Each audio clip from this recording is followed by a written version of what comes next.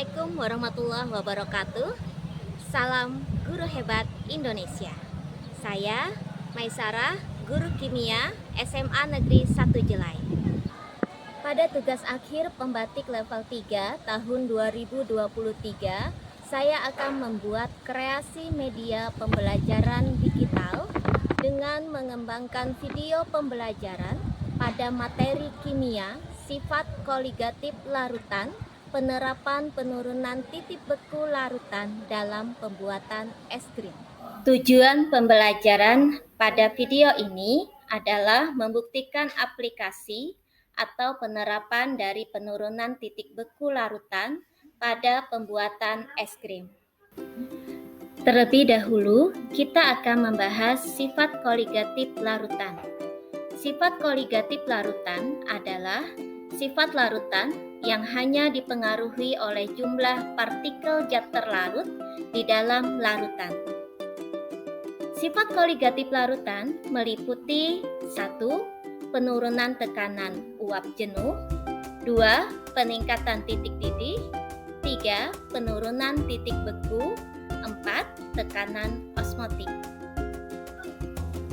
Proses pembekuan suatu zat cair terjadi bila suhu diturunkan, sehingga jarak antar partikel sedemikian dekat satu sama lain dan akhirnya bekerja gaya tarik-menarik antar molekul yang sangat kuat. Adanya partikel zat terlarut mengakibatkan proses pergerakan molekul pelarut terhalang. Akibatnya, untuk dapat lebih mendekatkan jarak antar molekul, diperlukan suhu lebih rendah. Jadi, titik beku larutan akan lebih rendah daripada titik beku pelarut murninya. Perbedaan titik beku akibat adanya partikel zat terlarut disebut penurunan titik beku atau delta TF. Penurunan titik beku larutan sebanding dengan hasil kali molalitas larutan dengan tetapan penurunan titik beku pelarut atau KF. Dinyatakan dengan persamaan delta TF sama dengan KF dikali molalitas. Berikut cara kerja pembuatan es krim. Selamat mencoba. Yang pertama, siapkan alat dan bahan. Kedua, haluskan es batu dan buah semangka. Ketiga, siapkan kaleng biskuit dan baskom. Keempat, buang biji semangka. Kelima, letakkan kaleng biskuit di tengah baskom. Selanjutnya, masukkan es batu di sekelilingnya. Setelah itu tidak lupa juga kita masukkan garam secukupnya. Kalau sudah, kita masukkan buah semangka yang telah dihaluskan. Tidak lupa juga kita masukkan susu UHT. Jika rasanya tidak terlalu menonjol, maka kita masukkan juga susu kental manis. Selanjutnya lagi, kita aduk dulu supaya semua bahan merata. Kalau sudah merata, tutup kaleng biskuit dengan rapat. Setelah itu putar searah jarum jam selama 40 menit. Jika sudah 40 menit, silahkan buka tutup kaleng biskuit dan es krim pun siap disantap dan disajikan. Mari kita simak video berikut ini. Video ini merupakan penerapan penurunan titik beku larutan dalam pembuatan es krim.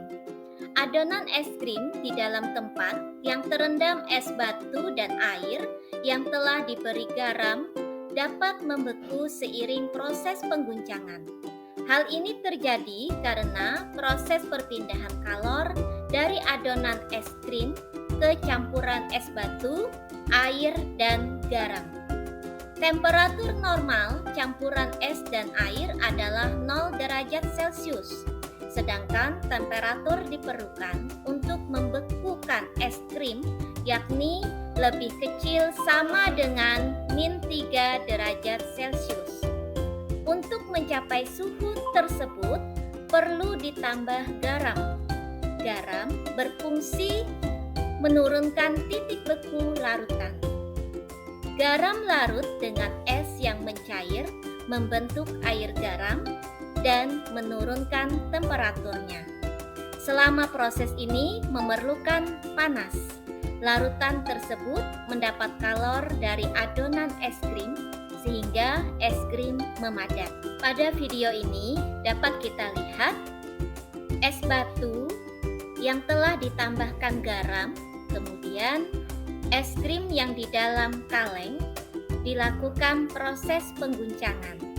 Proses pengguncangan selama proses ini bertujuan untuk memperkecil ukuran kristal es yang terbentuk agar es krim semakin lembut dan untuk menghasilkan busa yang seragam atau homogen.